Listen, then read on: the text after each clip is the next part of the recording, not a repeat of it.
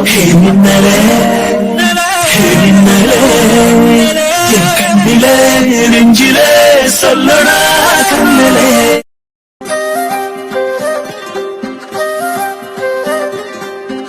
மின்னல், ஒரு வழியா என் கூட பைக்ல வர சம்மதிச்சுட்ட.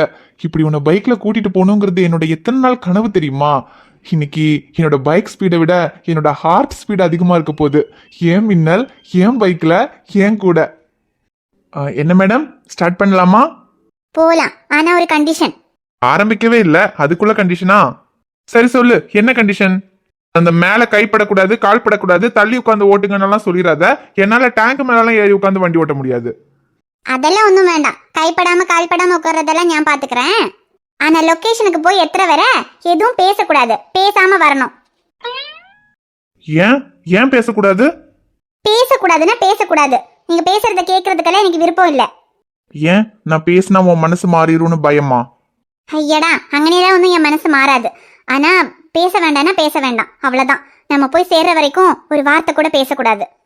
பேசாம வரதா இருந்தா மட்டும்தான் நான் பைக்ல வருவேன், இல்லைன்னா நான் வரமாட்டேன். ஐயோ, இவ வர சம்மதிச்சதே பெரிய விஷயம். இதுல வேற ஏதாவது பேசி கடைசியில வரமாட்டேன்னு பைக் விட்டு இறங்கிட்டா என்ன பண்றது? சரி, இப்ப என்ன, போய் சேர வரைக்கும் ஒரு வார்த்தை கூட பேசக்கூடாது, அவ்வளவுதானே? சரி, நான் பேச மாட்டேன், ஆனா பாடுவேன். பிராந்தன்.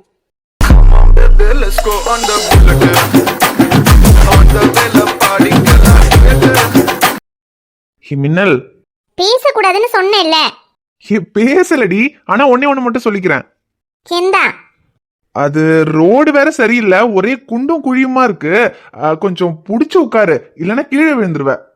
கீழே விழுந்து கை கால் உடைஞ்சாலும் பரவாயில்ல, என் சேட்டன் டாக்டர் தான், அதை நான் பாத்துக்கிறேன். அதை பத்தி நீங்க கவலைப்பட வேண்டாம். நீங்க வழிய பார்த்து வண்டி ஓட்டுனா மட்டும் போதும். அது எப்படி போதும்? இவ என்ன லவ்வர் கூட பைக்ல வரா மாதிரியா வரா? ஏதோ ரோட்ல போறவங்க கிட்ட லிஃப்ட் கேட்டு போற மாதிரி வரா. இவ கூட இப்படி பைக்ல போறதுக்கு ஆசைப்பட்டேன். இடுப்புல கை போட்டு அப்படியே கட்டி புடிச்சிட்டு ஒரு ஃபீலோட ஒரு பைக் டிராவல் போலான்னு பார்த்தா இவ என்னடானா கொஞ்சம் கூட சம்பந்தமே இல்லாம உட்காந்துட்டு வரா.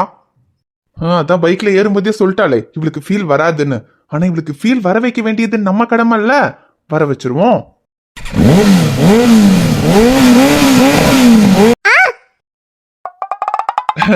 நான்ல ஸ்பீட் பிரேக்கர். தெரியுது. தெரிஞ்சிருச்சா?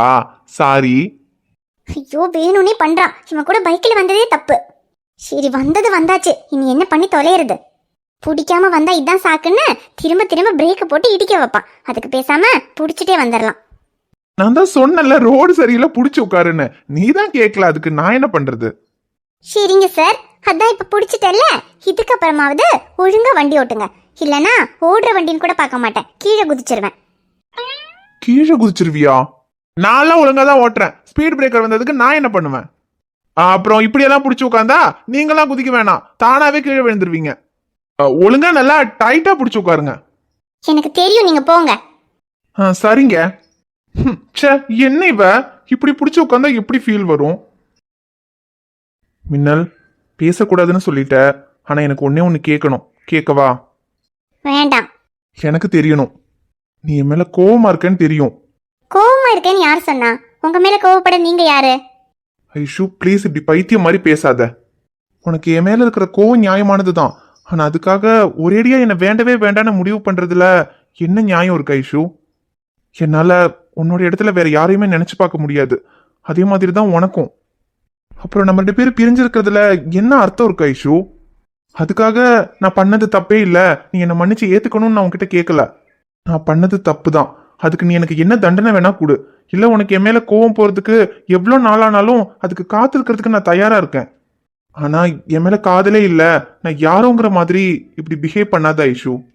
நீ என் மேல கோவப்படு, வேண்டாங்கள, ஆனா அதுக்கு ஒரு லிமிட் இருக்கு ஐஷு.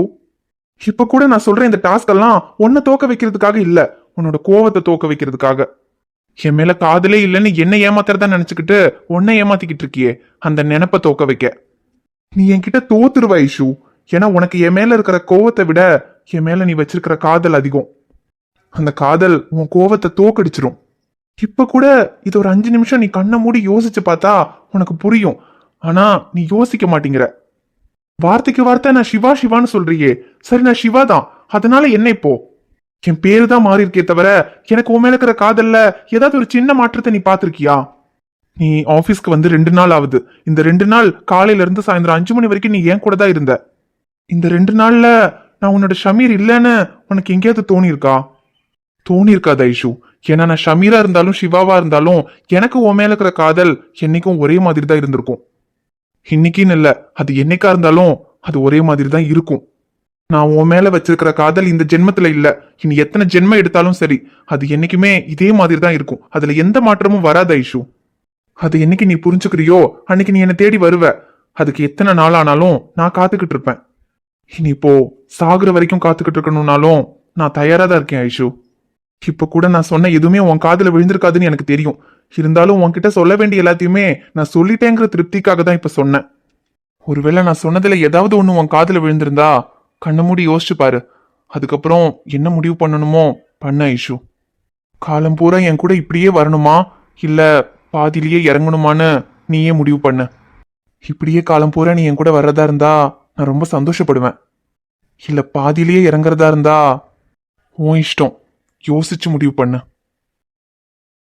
உயிருருவாத உருக்குலைக்காத என்னில் வந்து சேர நீ யோசிக்காத திசையறியாத பறவைய போல பறக்கவும் ஆசை உன்னோடு தூர வாழ்க்கை தீர தீர வாயை விழலா கூட சாகும் தூரம் போக துணையா நீயும் தேவை நான் கூட. ஐஷோ லாரி!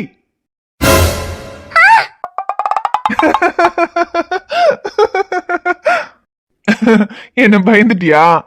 இல்ல இப்ப லாரி வந்து நம்ம வண்டியில மோதுனா என்ன பண்ணுவேன்னு கேட்கலான்னு வந்தேன். ஒன்றும் பண்ண மாட்டேன், இப்படியே செத்துருவேன்.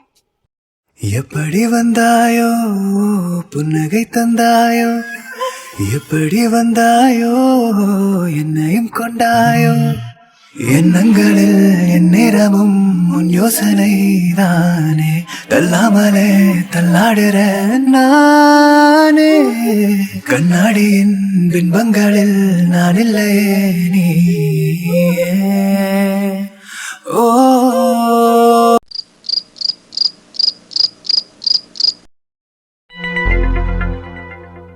பூஜா, என்னம்மா தூங்காம இந்நேரத்துல இங்க உட்கார்ந்துருக்க?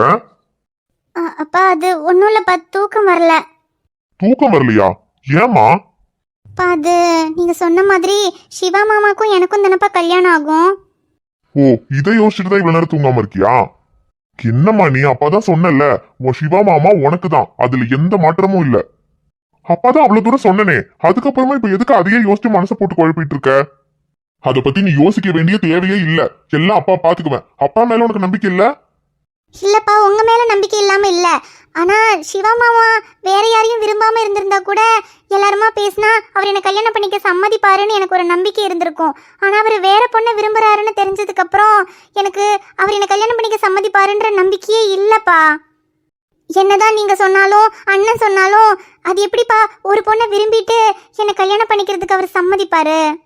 அதுலயும் அந்த பொண்ணு சிவமாமா கூடவே தான் இருக்கா, இப்ப வேற ஆபீஸ்க்கும் வந்துட்டா. இதுக்கப்புறம் எப்படி அவளை விட்டுட்டு என்ன கல்யாணம் பண்ணிக்க சம்மதிப்பாரு? அவ இருக்கிற வரைக்கும் தானே அவ உன்னை கல்யாணம் பண்ணிக்க சம்மதிக்க மாட்டான்னு உனக்கு சந்தேகமா இருக்கு. அவ இல்லனா? அவ இல்லாம எங்கப்பா போவா? அவதான் இப்ப ஆபீஸ்க்கே வந்துட்டாளே. 2 பேருமே ஆபீஸ்ல ஒன்னாதான் இருக்காங்க. அவங்களுக்குள்ள ஏதோ பிரச்சனைன்னு சிவமாமா சொன்னாரு. ஆனா அவங்கள பார்த்தா பிரச்சனை இருக்கிற மாதிரி கூட தெரியல. 2 பேரும் சிரிச்சு பேசிட்டு சந்தோஷமா இருக்கிற மாதிரி தான் தெரியுது. அவ இருக்கிற வரைக்கும் சிவமாமா நிச்சயமா அவளை விட்டுட்டு என்னையெல்லாம் கல்யாணம் பண்ணிக்கிறதுக்கு யோசிக்க கூட மாட்டாரு. இன்னைக்கு கூட அவளும் சிவமாமாவும் ஒன்னாதான் வெளியே போனாங்க. அதை நான் என் கண்ணால பார்த்தேன்.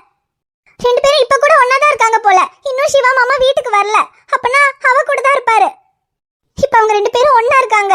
அப்புறம் எப்படிப்பா அவர் என்ன கல்யாணம் பண்ணிக்க சம்மதிப்பாரு? அந்த பொண்ணு அவன் கூட இருக்கிற வரைக்கும் தானே சம்மதிக்க மாட்டா. அவன் கூட இருக்கிறது இன்னைக்குதான் கடைசி. நாளைக்கு காலையில விடியும் போது அவ இருக்க மாட்டா. என்னப்பா சொல்றீங்க? ஆமாமா, அவளை அவன் கிட்ட இருந்து பிரிக்கிறதுக்கு என்னெல்லாம் பண்ணணுமோ அந்த ஏற்பாடை அப்பா பண்ணிட்டேன். அவன் கூட இருக்கிறது இன்னைக்கு ஒரு நாள் மட்டும்தான்.